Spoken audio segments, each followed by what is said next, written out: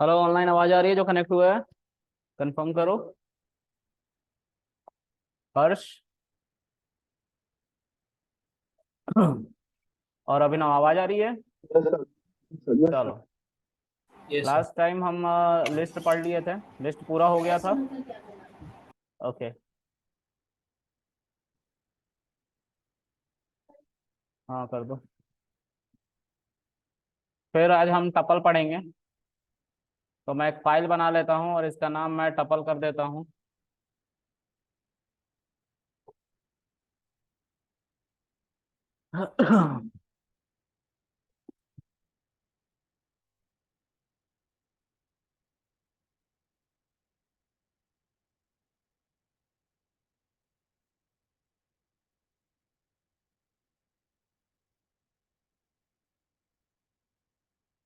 Okay.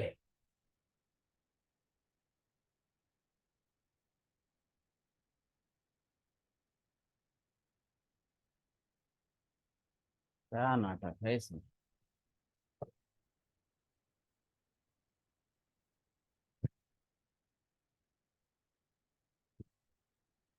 ठीक है। तो टपल के बारे में मैं लिखता हूँ कुछ बुलेट पॉइंट्स।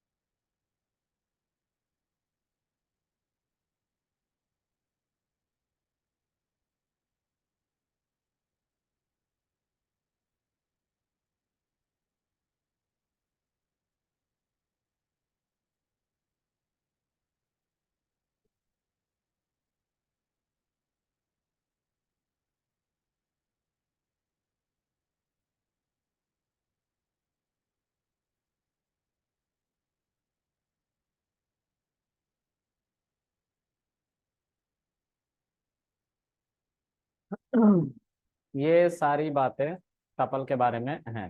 ठीक है। Tuple data type. Oh shit यार, what is wrong with this? Okay. Tuple data type, tuple constructor is tuple parenthesis, tuple literal is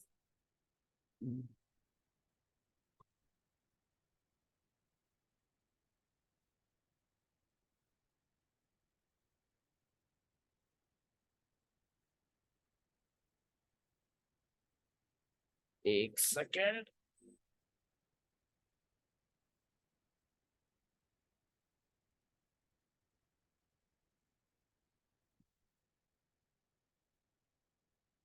okay. तो अगर तुम्हें खाली टपल बनाना है, एम्प्टी टपल, तो तुम्हें क्या लिखना है? सिर्फ टपल पैरेंथेसिस, और उसको ए को असाइन कर दो। और इसका जब तुम प्रिंट ए करोगे तो तुम्हें लिटरल मिलेगा जो कि पैरेंथेसिस है। इसका मीनिंग ये होता है कि अगर तुम्हें टपल चाहिए लेकिन टपल तुम्हें खाली चाहिए। टपल एक डेटा टाइप है जो क्या करता है, देखो। एवोल्यूशन समझते हैं। ये जो है ये इंटीजर है, ये जो है ये फ्लोट है, ये जो है ये एक स्ट्रिंग है, ये जो है एक लिस्ट था जिसके अंदर ये सभी एलिमेंट आ सकते थे। ठीक है। ये जो एक एलिमेंट है उसके अंदर भी ये सारे, सॉरी पैरेंथेसिस से लिखना होता है, पैरेंथेसिस है। ठीक है। 10.0, 10, इसके अंदर लिस्ट भी आ सकता है, इसके अंदर टपल खुद आ सकता है, और ये ऐसे पैरेंथेसिस से कंटेन किए जाते हैं। तो ये जो है ये म्यूटेबल, ये बदल जाता है। कल बताया था ना कि बदल जाता है सेम एड्रेस पे, ये नहीं बदलता है, ये नहीं बदलता है। ठीक है, ये इम्यूटेबल है। सारी प्रॉपर्टी इसकी लिस्ट की है इसकी, लेकिन एक प्रॉपर्टी नहीं है, वो क्या है, म्यूटेबिलिटी का कॉन्सेप्ट इसमें नहीं है, ये चेंज नहीं होता। एक बार बना दिया एक एड्रेस पे तो उसी एड्रेस पर रहेगा, कभी बदलेगा नहीं। ठीक है, ये बदल जाता था।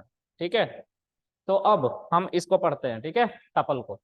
तो टपल डेटा टाइप लिस्ट को ही मॉडिफाई करके बनाया गया है। लिस्ट में म्यूटेबल का कॉन्सेप्ट था, इसमें म्यूटेबल का कॉन्सेप्ट दिया ही नहीं गया, हटा दिया गया। ठीक है, चलो। ओह शिट, कहाँ गया। अब जो है हमें खाली टपल बना के देना है किसी को, इंटरव्यूअर को, तो वो कहेगा कि खाली टपल बनाओ, मतलब टपल डेटा टाइप तो हो लेकिन उसके अंदर कोई भी एलिमेंट ना हो। हम टपल कंस्ट्रक्टर की मदद से बना सकते हैं खाली टपल। उसी तरह से अगर हमसे बंदा बोले कि तुम ये बताओ कि इसके अंदर कोई एलिमेंट है कि नहीं, तो हम बोलेंगे सर है तो, ये मतलब इसमें कोई एलिमेंट नहीं है, खाली है। तो वो बोलेगा प्रूफ करो, तो लेन फंक्शन से हम ए को पास करेंगे और प्रिंट करके दिखाएंगे, ये क्या रिटर्न करेगा, 0, क्योंकि इसके अंदर कोई भी एलिमेंट नहीं है। ठीक है, उसी तरीके से इंटरव्यूअर बोलेगा एक काम करो कृष्णा, मुझे बताओ कि इसका डेटा टाइप क्या सच में टपल है कि तुम झूठ बोल रहे हो, तो मैं बोलूंगा टाइप फंक्शन के अंदर सर इसको पास करके ए को और देख लेना क्लास टपल मिल जाएगा आपको, मतलब ये टपल था। तीसरा चीज वो पूछ सकता है कि कृष्णा बताओ ये किस मेमोरी पे स्टोर्ड है, क्या इसका एड्रेस है मेमोरी में, तो हम बोलेंगे आईडी फंक्शन से सर हम चेक कर लेंगे, ये है उसका एड्रेस जहाँ पे हमारा टपल ये स्टोर्ड हुआ है। ठीक है, अब दूसरा, ये तो तरीका था creating empty tuple using tuple constructor. ठीक है, अब दूसरा तरीका क्या है, सेम सब कुछ एज इट इज हम चेक करेंगे, लेकिन using literal of tuple, tuple. ठीक है, कंस्ट्रक्टर नहीं। ठीक है, तो अब हम इस लिटरल को प्रूव करने के लिए सिर्फ पैरेंथेसिस देना पड़ता है, उससे भी हमारा सेम टपल बन रहा है, और दोनों की आईडी सेम है, क्योंकि दोनों म्यूटेबल नहीं है, इम्यूटेबल, और इम्यूटेबल वैल्यूज की आईडी सेम होती है अगर वो एक जैसे दिख रहे हैं तो। अगर इसमें जरा सा भी बदलाव आया तो एड्रेस बदल जाएगा, इसका एड्रेस देखो कुछ और, इसका एड्रेस कुछ और है, लेकिन फिर से इसका एड्रेस मतलब सब कुछ हटा दिया, पहले जैसा हो गया एम्प्टी, तो ये सेम आईडी बन जाएगी। ठीक है, tuple is ordered set of sequence of element. Now I'm going to create a tuple having certain values. तो मैं एक टपल बनाता हूँ, ये हमारा एक टपल है, इसके अंदर मैंने 10 डाला जो कि इंटीजर था, 10.0 डाला जो कि फ्लोट था, या 22 डाला जो कि एक फ्लोट था, फिर उसके बाद मैंने एक स्ट्रिंग 10 डाला। ठीक है, फिर उसके बाद मैंने एक लिस्ट 10 डाला। ठीक है, और फिर उसके बाद मैंने एक टपल में कुछ वैल्यूज डाल दिए उठा के। ठीक है, तो ये सब जिस ऑर्डर में डिफाइंड है उसी ऑर्डर में प्रिंट होंगे, मतलब 10 के बाद 10.22, फिर 10, फिर लिस्ट 10 2 3, और फिर 12 3 4 जो कि टपल था। तो इसके अंदर कितने वैल्यूज हैं, कितने एलिमेंट्स हैं, 5 एलिमेंट्स हैं। वो इंडेक्सिंग है, मैंने एलिमेंट्स पूछे कि कितने एलिमेंट्स है, अगर मैं पूछता कि क्या इंडेक्सिंग है मैक्सिमम, तो हमारा 4 होता। ठीक है, तो ये हमारा पहला एलिमेंट, दूसरा, तीसरा, चौथा और ये 5वां एलिमेंट, 5 एलिमेंट है इसके अंदर। अब इंटरव्यूअर बोलेगा प्रूफ करो कि 5 एलिमेंट है, तो तुम क्या करोगे, हाँ, लेन फंक्शन के अंदर से इसको पास कर दोगे, देखो 5 बता रहा है। ठीक है, अब क्योंकि ये ऑर्डर्ड है, जिस ऑर्डर में तुमने बनाया था उसी ऑर्डर में आउटपुट मिल रहा है, मतलब इसमें इंडेक्सिंग हो रही होगी। तो इंडेक्सिंग हो रही होगी मतलब क्या होगा, यही 0 1 2 और ये पूरा का पूरा 3 और ये 4। ठीक है, अब इसके अंदर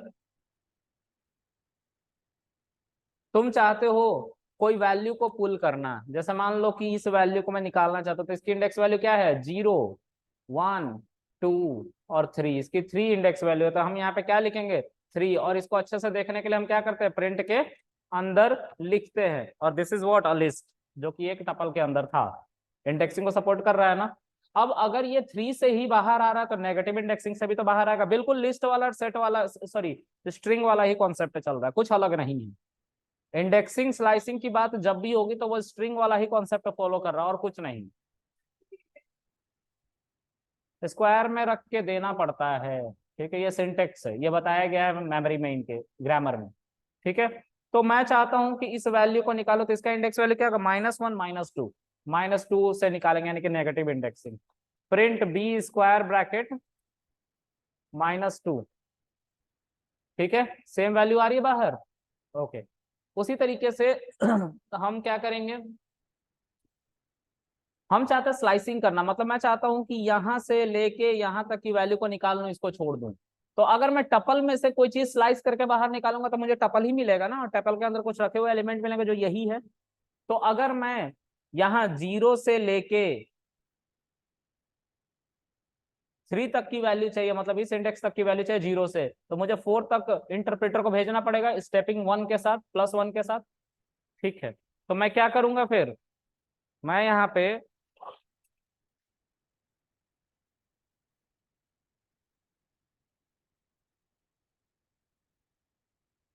मैं यहाँ पे ए स्क्वायर ब्रैकेट 0 कॉलन क्या लिखूंगा, 4, और इसको मैं प्रिंट के अंदर लिखूंगा क्योंकि मुझे आउटपुट चाहिए। ओहो, ये तो खाली आ गया। ओ, क्यों खाली आ गया, कोई बताएगा? क्योंकि सर ए तो खाली था ना, ये बी में स्टोर्ड है जो वैल्यू आप देख रहे हो यहाँ पे, तो बी हमने लिखा नहीं, हमने तो ए लिख दिया। हमें क्या लिखना होगा, बी लिखना होगा। ठीक है, अब यहाँ पे जो आपको नहीं दिखाई दे रहा है वो स्टेपिंग भी तो है, जो बाय डिफॉल्ट क्या होती है, +1 होती है, देखो होती है ना। अच्छा, अगर सर हम इतने ही वैल्यू को उल्टा प्रिंट करना चाहें तो कैसे प्रिंट करेंगे? तो हम सर यहां से लेके इस वैल्यू को उल्टा प्रिंट करना चाहते हैं, मतलब ये पहले आएगा फिर उसके बाद ये, फिर ये। रिवर्स इंडेक्सिंग कैसे, सॉरी रिवर्स स्लाइसिंग कैसे होगी? तो ए स्क्वायर ब्रैकेट, अब इस पे इंडेक्सिंग फिर से करो, तो ये -1, ये -2, ये -3, ये -4, तो ये -5। तो हमें यहां से लेके कहां तक की वैल्यू प्रिंट करनी है, यहां तक की, तो इंटरप्रेटर को एक स्टेप आगे भेजना पड़ेगा, और स्टेपिंग क्या होगी, माइनस की। चलो देखते हैं, तो हम यहाँ पे लिखेंगे -2 इज टू -5, और स्टेपिंग क्या लिखेंगे, -1, और इन सबको देखने के लिए हम क्या करेंगे, प्रिंट फंक्शन के अंदर लिख देंगे। ओ, फिर से ये लिख दिया, बी लिखना है, देखो उल्टा प्रिंट हो गया। ये वैल्यू जो थी, ये वाली वैल्यू, ये पहले आ गई, फिर उसके बाद ये 10 आ गया, फिर उसके बाद ये 10.22 आ गया। ठीक है, राइट, एक स्टेप आगे का लेना पड़ता है। और मान लो लास्ट वाली वैल्यू तक प्रिंट करना हो तो कुछ भी लिख दो उसके आगे जो माइनस में जा रहा है ना, जैसे ये -1, -2, -3, -4, -5, और ये -6, तो -6 लिख दो। हाँ लिख दो, कोई दिक्कत नहीं है, एक स्टेप आगे तक लिख दो वैल्यू, या को बहुत बड़ी वैल्यू माइनस में ले लो, वहां तक भी चला जाएगा। तो काउंट नहीं कर सकते, तो बहुत बड़ी वैल्यू लिख दो तुम, देखो मैं करके दिखाता हूँ।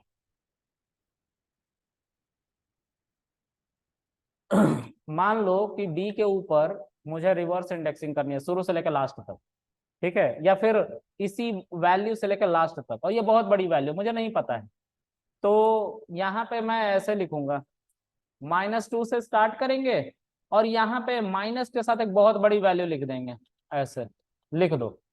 ठीक है, और स्टेपिंग क्या कर दो, -1, देखो प्रिंट तो हो गया ना। तो जहां तक जाएगा जाएगा, उसके बाद वो खुद ही बंद हो जाता है, जितना एलिमेंट होगा उसके एक स्टेप आगे तक जाके बंद हो जाता है, पूरा नहीं रीड करता है। ठीक है, तो इसको कहते हैं रिवर्स करना। ठीक है, वायर को दूर करो अपने से, वायर को अपने से दूर करो, अरे हाथ से पकड़ के नहीं, नालायक। ठीक है, अब बोलो।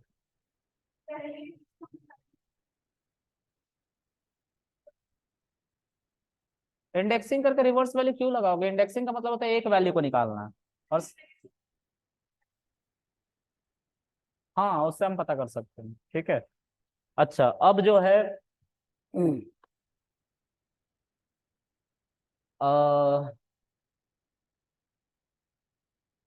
स्लाइसिंग, इंडेक्सिंग और स्लाइसिंग हो गई। अब कॉनकैटिनेशन की बात करते हैं। कॉनकैटिनेशन में क्या होता है, suppose this is a tuple, tuple में क्या है 1 2 3, और दिस इज अनदर टपल, इसके अंदर क्या है 4 5 6। ठीक है, अगर मैं इन दोनों को ऐड करूंगा प्लस ऑपरेटर से, तो दोनों तरफ सिमिलर डेटा टाइप और बीच में प्लस ऑपरेटर है, तो ये एक वैल्यू देगा जो साइड बाय साइड रख के वैल्यू दे दी जाएगी। 1 2 3 पहला वाला वैल्यू था, पूरा का पूरा आ गया, फिर उसके बाद 4 5 6। कोई दिक्कत है यहाँ तक? चलो आगे देखते हैं। ए इज इक्वल टू, इसको क्या कहते हैं हम, कॉनकैटिनेशन, क्या कहते हैं, टपल कॉनकैटिनेशन। ओके, आगे अब जो है टपल सपोर्ट नेस्टेड टपल, मतलब टपल के अंदर टपल आ सकता है क्या, ये कह रहे हैं हम। तो बिल्कुल आ सकता है, एक z नाम का वेरिएबल ले लो, उसके अंदर एक टपल बनाओ। देखो this is a tuple, okay, इसके अंदर मैं एक और टपल डाल देता हूं, तो ये भी तो टपल ही है कि नहीं। कितने एलिमेंट है इसके अंदर बताना थोड़ा, 1 2 3 4 5 6 7 8, हाँ 8 इसमें हमारी वैल्यूज है। तो इसको हम कैसे पता करेंगे, लेन नाम के फंक्शन से, अगर बहुत बड़ा हमारा टपल है तो, ठीक है। और इसको किसके अंदर रिटर्न करेंगे, प्रिंट के अंदर 8, ठीक है। ओके, अब मेथड की बात करते हैं। Method, tuple is immutable, tuple के अंदर जैसे जेड एक टपल है, इस पर मैं डॉट लगा के टैब प्रेस करूं तो दो ही मेथड है, इससे कोई बदलाव होगा हमारे टपल के अंदर, नहीं होगा। जब होगा ही नहीं कोई बदलाव हो तो हम टपल में कोई बदलाव नहीं कर पाएंगे, तो आईडी भी नहीं बदलेगी, है ना। मतलब ये इम्यूटेबल है, इसके अंदर कोई मेथड ही नहीं दिया गया जिसकी मदद से हम टपल में कोई बदलाव कर सके। जैसे लिस्ट के अंदर क्या था, अपेंड था, इंडेक्स था, रिवर्स था, रिमूव था, वो बदलाव करता था सेम एड्रेस पे। यहाँ पे कोई मेथड ही नहीं है, यहाँ पे सिर्फ दो ही मेथड, काउंट और इंडेक्स। तो इनका कोई लेना देना नहीं है डेटा को चेंज करने में। ये तो काउंटिंग करेगा, क्या काउंटिंग करेगा कि वन कितनी बार आया है, मान लो तो एक ही बार आया है जेड के अंदर, देखो इस जेड के अंदर वन एक बार आया है ना। फिर ये जो वन है ये तो एक टपल खुद एलिमेंट के अंदर है, तो ये एक एलिमेंट अंदर घुस के नहीं चेक करता, वो बाहर बाहर से चेक करता है। एक ही बार आएगा, फोर एक ही बार आएगा, ओ सॉरी दो बार, हाँ ये वाला और ये वाला, इसके अंदर वाला नहीं काउंट होगा फोर। ये पूरा का पूरा एक एलिमेंट काउंट हो रहा है, ठीक है। ये पूरा का पूरा क्या है, एक एलिमेंट काउंट हो रहा है। अगर मैं ये चेक करने लग जाऊं, अगर मैं ये चेक करने लग जाऊं,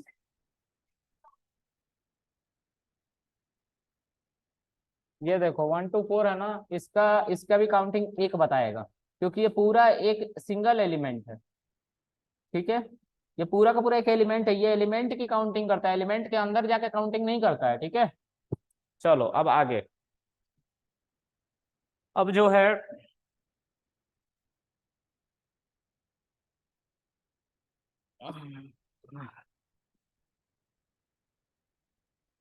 जेड के ऊपर इंडेक्स है।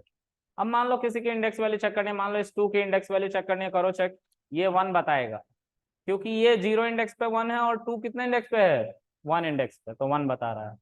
तो ये हमारा काउंट बताता है। इस तरह से हमारा टपल डेटा टाइप हो जाता है, ठीक है। अब हम बात करेंगे एक और डेटा टाइप की, जिसको हम कहते हैं सेट डेटा टाइप, ठीक है। टपल के बाद है हमारा सेट, हम सेट की बात करेंगे। तो सेट के बारे में भी मैं कुछ लिखता हूं।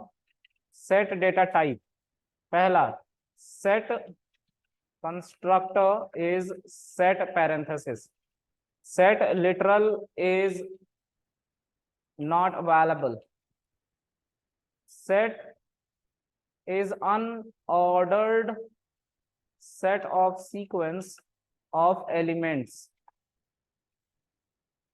set does not support indexing, set does not support slicing, set does not support what, concatenation, set does not support nested set, set is mutable, mutable को क्या कहते हैं, unhashable, okay. set method, oh, set always contain immutable data type, set अपने अंदर क्या contain करता है, immutable जो हैशेबल है, ठीक है।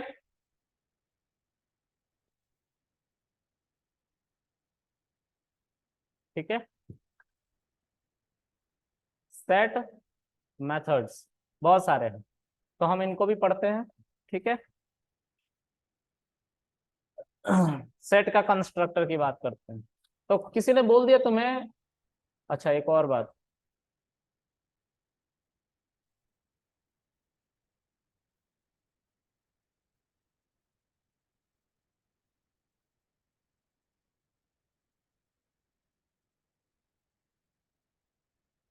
Duplicate values, it remove duplicacy using hashing table. Hashing table की मदद से डुप्लीकेसी को रिमूव करता है। ठीक है, चलो अब पढ़ते हैं। एक हम सेट बनाना चाहते हैं और बताना चाहते हैं कि सेट को अगर खाली बनाना है तो कैसे बनाओगे। तो सेट पैरेंथेसिस का सहारा लेके, using set constructor creating empty set. ठीक है, अगर मैं इसको प्रिंट करूंगा तो मुझे इसका लिटरल नहीं मिलेगा, क्योंकि इसका लिटरल नहीं होता है। तो सेट पैरेंथेसिस ही एम्प्टी सेट है, तो वही मिलता है। ठीक है, खाली सेट बनाने के लिए भी सेट पैरेंथेसिस, और प्रिंट कराओगे खाली सेट को तो सेट पैरेंथेसिस ही प्रिंट होगा और कुछ नहीं, क्योंकि इसका मतलब होता है खाली सेट। ठीक है, अच्छा उसके बाद तुम पता करना चाहोगे कि इसका एड्रेस क्या, ये किस एड्रेस पे एलोकेटेड है। तो तुम यहाँ पे सॉरी आईडी फंक्शन के अंदर किसको लिखोगे, ए को लिखोगे, और आईडी फंक्शन क्या बताएगा, एक न्यूमेरिक वैल्यू बताएगा जहां पे ये लोकेट होगा। फिर तुम पता करना चाहोगे कि इसका डेटा टाइप सच में सेट है क्या, तो उसके लिए आप प्रिंट लिखोगे, प्रिंट के अंदर टाइप लिखोगे, टाइप के अंदर ए लिखोगे, तो बताएगा ये दिस इज क्लास सेट। ठीक है, अच्छा अगर मैं एक सेट बनाऊं बी नाम करके, ठीक है, और सेट के अंदर मैं किसी वैल्यू को डालूं, तो सेट को लिखने के लिए करली ब्रैकेट का यूज किया जाता है। अब तुम बोलोगे सर इसका लिटरल तो होता नहीं है, करली ब्रैकेट कहां से है, तो मैंने बोला इसने बोरो करी है डिक्शनरी डेटा टाइप से। एक डिक्शनरी डेटा टाइप इसके बाद है, उससे बोरो करा है। बोला है कि भाई देख, जब मैं कोई एलिमेंट रखूंगा ना, तो मुझे थोड़ी देर के लिए अपना करली ब्रैकेट दे देना, फिर जैसे ही मेरा एलिमेंट खत्म हो जाएगा ना, मैं अपना सेट पैरेंथेसिस ही दिखाने लग जाऊंगा, ये वाला कि मैं खाली हो गया हूं। जब तक एलिमेंट रखूंगा तब तक तेरा करली ब्रैकेट यूज करूंगा। ठीक है, ठीक है, तो ये करली ब्रैकेट के अंदर हम वैल्यूज को रखते हैं, ये डुप्लीकेसी को रिमूव कर देता है। तुम कितनी बार भी रख लो, तुम्हें नहीं पता है कितनी बार है, तो ये क्या करेगा, सब डुप्लीकेट वैल्यू को हटा देगा, सभी डुप्लीकेट वैल्यू को हटा दे। देखो 1 को कितनी 4 टाइम लिखा था ना, 2 को कितने टाइम लिखा था 3 टाइम, 3 को 3 टाइम लिखा था, लेकिन देखो एक एक बार ही आ रहा है, और ये अनऑर्डर्ड भी है, देखो इधर उधर वैल्यू आ रही है। ठीक है, लिखा है ना यहाँ पे, set does not sorry set is unordered set of sequence of elements, unordered है, तो इसीलिए इस पे क्या नहीं होता, इंडेक्सिंग नहीं होती, क्योंकि अगर अनऑर्डर्ड है तो जाहिर सी बात है 1 2 3 4 नेस्टिंग नहीं, सॉरी इंडेक्सिंग नहीं हो रही, स्लाइसिंग भी नहीं होगी अगर इंडेक्सिंग नहीं होगी तो, और कॉन्कैटिनेशन भी नहीं होगा अगर इंडेक्सिंग नहीं होगी तो। फिर सेट नेस्टेड सेट को सपोर्ट नहीं करता, मतलब सेट के अंदर सेट नहीं आ सकता, मतलब इसके ऊपर आओ, set always contain immutable data type, और सेट खुद क्या है, तो सेट अपने आप को कंटेन करेगा कभी नहीं करेगा, तो नेस्टेड सेट नहीं बनने देता ये। ठीक है, ओके चलो देखते हैं। तो ये कैसे डुप्लीकेसी को रिमूव कर रहा है उसकी बात करते हैं। तो मैं थोड़ा छोटा सेट बना लेता हूँ, है ना, ज्यादा बड़ा हो गया ये, है ना। तो ये छोटा सेट है एक हमारा। ठीक है, अब देखो एक मैं टेबल बना रहा हूं जिसको मैं नाम देता हूं क्या, हैशिंग टेबल। ये कौन सा टेबल है, हैशिंग टेबल, जो किसको रिमूव कर रहा है, डुप्लीकेसी को। इसके अंदर हमने लिख दिया मान लो वैल्यूज, और इसके अंदर क्या लिख दिया, आईडी। ठीक है, वैल्यूज और आईडी। तो मान लो ये 65 है, 65 को यहाँ लेके गया गया, और इसकी आईडी मान लो 1265 है। ठीक है,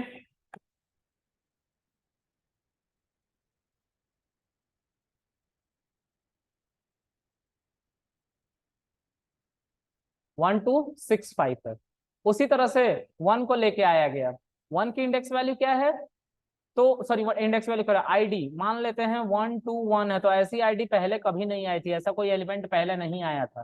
फिर उसके बाद ओ एक सेकंड, एक गलती हो रही है गाइस, यहां से हम वैल्यूज डालेंगे ना हैशिंग टेबल में, तो यहां से 1 गया, 1 गया, 1 की आईडी चेक करी गई तो कोई आईडी अवेलेबल नहीं थी, इसको स्टोर कर लिया गया। मैं जानबूझ के ऐसा छोटा छोटा आईडी बना रहा हूँ, होता बहुत बड़ा बड़ा आईडी हमने भी देख रखा है देखो, लेकिन इतना बड़ा बड़ा आईडी लिख के क्यों टाइम खराब करें, इसलिए हम छोटा छोटा आईडी लिख के बस समझा रहे हैं। फिर ये दूसरा जब 1 जाने की कोशिश कर रहा था तो यहाँ पे देखा गया कि 1 to 1 दोनों की आईडी सेम होगी ना, अगर दोनों एक ही जैसे हैं तो इसने बोला कि सॉरी सर आपकी आईडी ऑलरेडी स्टोर हो गई, आपको एक्सेप्ट नहीं करेंगे। फिर इसकी बात हुई, ये जब गया तो इसको भी मना कर दिया गया, सॉरी आपकी आईडी ऑलरेडी स्टोर्ड है हैशिंग टेबल में, इसको भी मना कर दिया गया, इस 1 को भी। अब ये जो 2 है जो गया, इसको स्टोर कर लिया गया और आईडी इसकी क्या हो गई, 122 हो गई। तो इस 2 को एक्सेप्ट कर लेगा, लेकिन इस 2 को मना कर दिया गया, क्या कहते हो आपकी आईडी ऑलरेडी स्टोर्ड है। फिर उसके बाद इस 2 को भी मना कर दिया गया, फिर 3 को भेजा गया, 3 आया तो 3 की आईडी स्टोर कर ली गई और इस 3 को अब मना कर दिया गया और इस 3 को भी मना कर दिया गया। फिर 4 को भेजा गया, 4 की आईडी भी स्टोर कर ली गई और उसके बाद 54 को भी स्टोर कर लिया गया। फिर 45 को भी स्टोर कर लिया गया। फिर कौन आता है 65 को भी स्टोर कर लिया गया। ठीक है, तो ऐसे वैल्यूज को स्टोर कर लिया गया।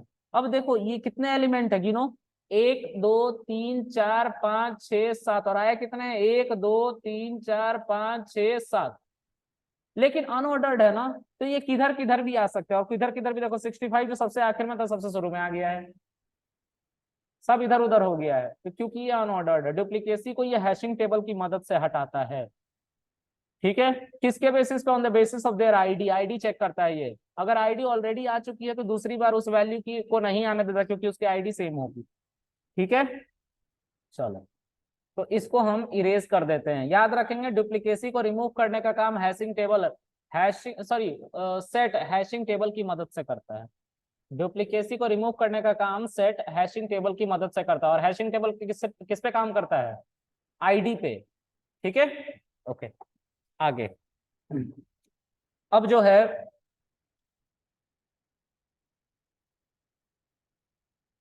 Set does not support indexing. ठीक है, सेट इंडेक्सिंग को सपोर्ट नहीं करता क्योंकि ये हैशिंग को सपोर्ट नहीं करता, सॉरी क्योंकि ये set of sequence of element नहीं अनऑर्डर्ड है, इसीलिए इंडेक्सिंग को नहीं सपोर्ट करता।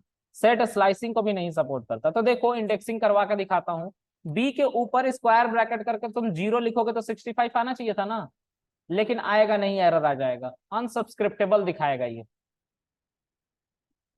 हाँ क्योंकि इसमें इंडेक्सिंग नहीं होती, अनऑर्डर्ड है, इधर उधर वैल्यू आ रही है इसलिए। ठीक है, तो ये यहाँ पे हम लिख देंगे set does not support indexing and slicing, क्योंकि इंडेक्सिंग नहीं सपोर्ट करे तो स्लाइसिंग कहां से करेगा, वो भी तो इंडेक्स पे ही काम करता है। ठीक है, अब आगे सेट कॉन्कैटिनेशन को भी सपोर्ट नहीं करता, क्यों, क्योंकि ये डुप्लीकेसी को सपोर्ट नहीं करता। डुप्लीकेसी को सपोर्ट नहीं करने का मतलब सर ए स्क्वायर ब्रैकेट 1 2 3 4 इतने एलिमेंट है, बी करली ब्रैकेट 4 सॉरी 2 3 4 5 6। अब इंडेक्सिंग सॉरी कॉन्कैटिनेशन क्या कहता है कि अगर तुम प्रिंट ए प्लस बी करोगे तो क्या करेगा, वो एक और करली ब्रैकेट बनाता और 1 2 3 4 पहला एलिमेंट लिख देता, फिर दूसरा एलिमेंट भी लिख देता, ऐसा करता है। लेकिन इससे क्या होती है, डुप्लीकेट वैल्यू आ जाती है ना सेट के अंदर। देखो 2 2 आ गया ना, 3 3 आ गया ना, 2 बार 4 4 आ गया ना, और इसकी वजह से ये कॉन्कैटिनेशन को भी सपोर्ट नहीं करता और ये एरर देगा। ठीक है, क्लियर है, याद रखना। फिर उसके बाद ऑनलाइन आप लोग को समझ में आ रहा है, पंखा बंद कर दो बहुत शोर हो रहा है, पंखा बंद कर दो।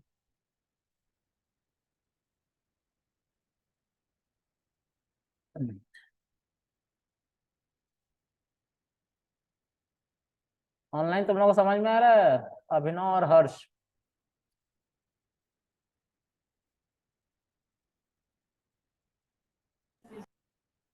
यस सर आ रहा है। आगे देखते हैं। अब जो है ये सब इस वजह से हो रहा है क्योंकि ये सेट है। सेट करली ब्रैकेट के अंदर एलिमेंट जब होगा तब लिखा जाता है करली ब्रैकेट, अगर वो खाली है तो सेट पैरेंथेसिस लिखा जाएगा। क्लियर रखेंगे हमेशा, ठीक है। चलो आगे। अब जो है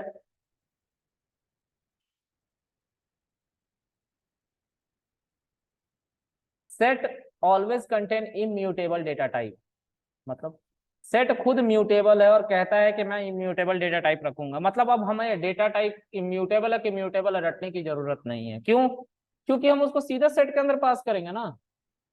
सेट के अंदर अगर हम किसी डेटा को पास करेंगे, सपोज करो this is A is equal to एक सेट, और इस सेट के अंदर मान लो 1 को पास करेंगे, तो अगर ये इम्यूटेबल हुआ तो सेट के अंदर आ जाएगा। मतलब मैं प्रिंट ए करूंगा तो ए की वैल्यू क्या, करली ब्रैकेट के अंदर 1 प्रिंट होगा, क्योंकि ये इम्यूटेबल डेटा टाइप होगा 1। 1 क्या होगा, इम्यूटेबल डेटा टाइप होगा, इसलिए सेट में आ रहा है। आ रहा है मतलब 1 यानी कि इंटीजर इम्यूटेबल है। ठीक है।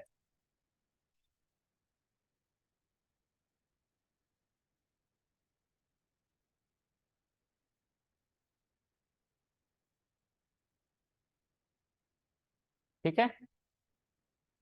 बी करली ब्रैकेट इज इक्वल टू, अब 10.22 ये क्या है, फ्लोट है।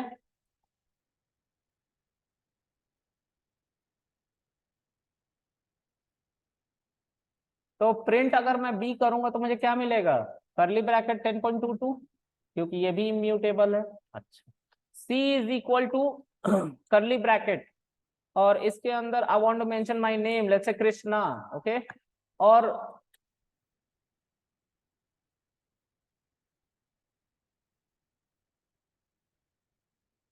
ठीक है, तो जब मैं प्रिंट सी करूंगा तो ये भी प्रिंट होगा, क्योंकि ये क्या है, इम्यूटेबल है। ठीक है। उसके बाद डी इज इक्वल टू एक लिस्ट, लिस्ट के अंदर मैंने 1 2 3 4 रख दिया, और अब देखो लिस्ट इज म्यूटेबल, बताओ ये क्या सेट के अंदर आएगा।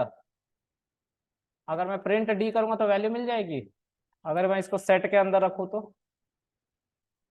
हाँ नहीं, इम्यूटे सॉरी ये म्यूटेबल है। सेट हमेशा इम्यूटेबल डेटा टाइप को रखता है।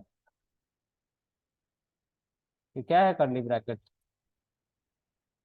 करली ब्रैकेट के अंदर ही लिस्ट है ना, तो सेट के अंदर ही तो लिस्ट हुआ ना।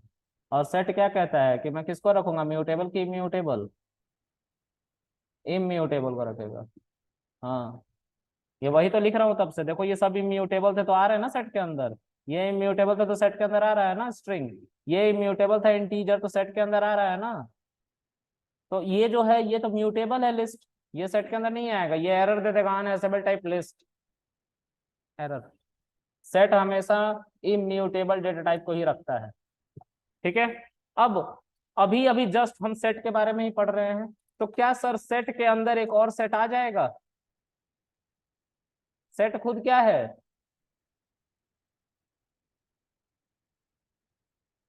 म्यूटेबल है, तो सेट के अंदर सेट खुद नहीं आएगा, अनहैशेबल टाइप सेट।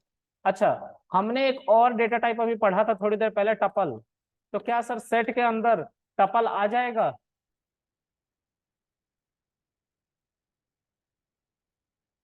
बताओ, आएगा।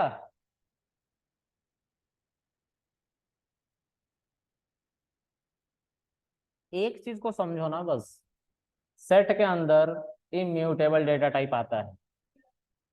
बस एक चीज को याद रखो, दोनों को पैरेलली लेके चलोगे ना तो खिचड़ी बना के रख दोगे, और मैं बिल्कुल खिचड़ी नहीं खाता, है ना। तो प्लीज मत बनाओ, एक चीज को याद रखो, सेट इम्यूटेबल डेटा टाइप को होल्ड करता है, दैट्स इट। ठीक है। तो अगर कोई डेटा टाइप को चेक करना है कि वो म्यूटेबल है या इम्यूटेबल है, तो सेट के अंदर पास करो। अगर सेट उसको रख लेगा तो वो डेटा टाइप जो सेट के अंदर आया है वो इम्यूटेबल है, सिंपल। तो ये इम्यूटेबल था टपल। ठीक है।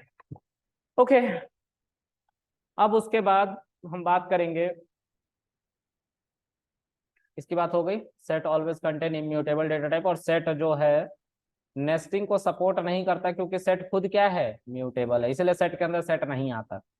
यहाँ पे सेट के अंदर सेट नहीं आ रहा था, कहाँ गया, यहाँ पे देखो, अनहैशेबल टाइप कह दिया ना सेट इसके अंदर।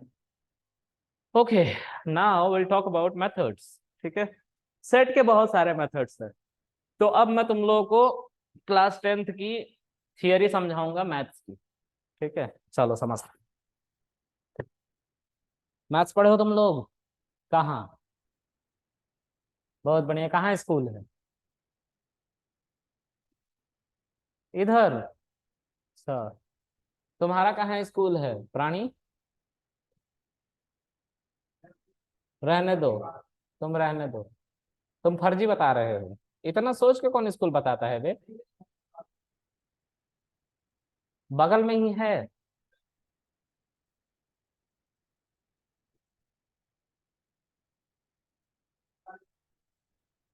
मैं पानी पी लेता हूँ, ऐसे ऐसे क्वेश्चन के आंसर सुनने की आदत नहीं रही गई है।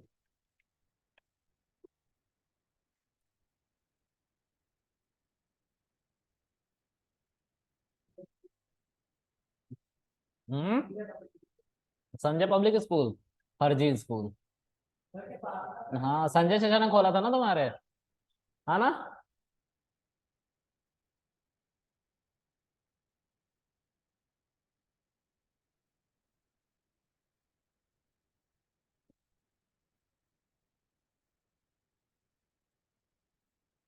अब आगे, अब क्या करेंगे?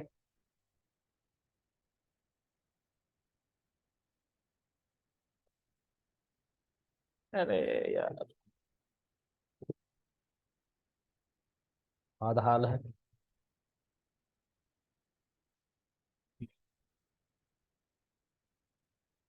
चलो देखो, क्या चाहता है ये, कि मैं ना पढ़ाऊं?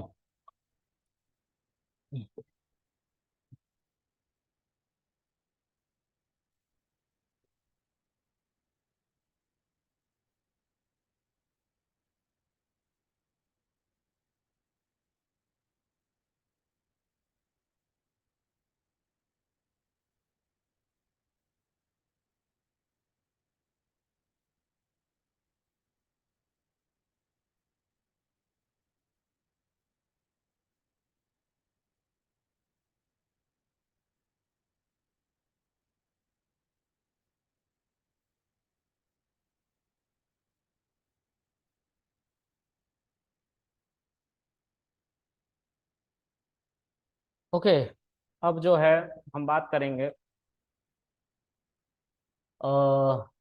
सेट के मेथड्स की। ठीक है, बहुत सारे मेथड्स है इसके। तो मैं आप लोगों को सेट के मेथड्स की बात करता हूँ। ठीक है, तो दो सेट बनाता हूँ मैं। ये है सेट, ये सिंपल सिंपल सेट है, 1 2 3 4 5, और बी इज इक्वल टू 4 5 6 7 8। ठीक है, दो सेट बना लिए। अब ए के ऊपर डॉट लगा के टैब को प्रेस करूंगा तो सारे मेथड सेट के खुलेंगे। दिख रहा है, ये सेट के मेथड है सारे के सारे, तकरीबन 16 है। 16 मेथड है सेट के। ठीक है, एक एक करके पढ़ते हैं। ठीक है, सबसे पहले कौन सा मेथड है? ऐड मेथड है। ठीक है, अच्छा, आईडी ऑफ ए को देखो क्या है, ये है। और ये किसकी आईडी है? ए की। तो ए को भी हम लिखना चाहते हैं साथ साथ, तो देखो ए की आईडी ये है। ठीक है, उसी तरीके से बी की आईडी क्या होगी? ID of, oh shit, B. दोनों की आईडी दिख गई। अब देखो ए में अगर मैं कोई कुछ ऐड करूंगा, मान लो कि 10 ऐड करूंगा, तो ए में 10 नहीं है ना, 1 से लेकर 5 तक की वैल्यू है ना। तो अगर मैं ए में कुछ बदलाव करूंगा तो देखो ए में परमानेंट बदलाव दिखाई दे रहा, मतलब एक मेथड था जो आंसर को मैं कुछ मैनिपुलेशन कर रहा था, लेकिन उससे हमारी आईडी चेंज नहीं हुई। आईडी अभी भी एक ही सेम है जो पहले थी, 56। देखो 56, लेकिन टपल के अंदर ऐसा कोई मेथड नहीं था।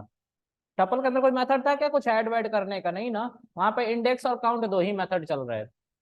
ठीक है, आगे। तो टपल हमारा, सॉरी, सेट हमारा क्या है? म्यूटेबल है, बदल जाता है। ठीक है, आगे। अब मैं इसी ए के ऊपर कुछ और बदलाव करना चाहता हूँ। क्या करना चाहता हूँ? तो मैं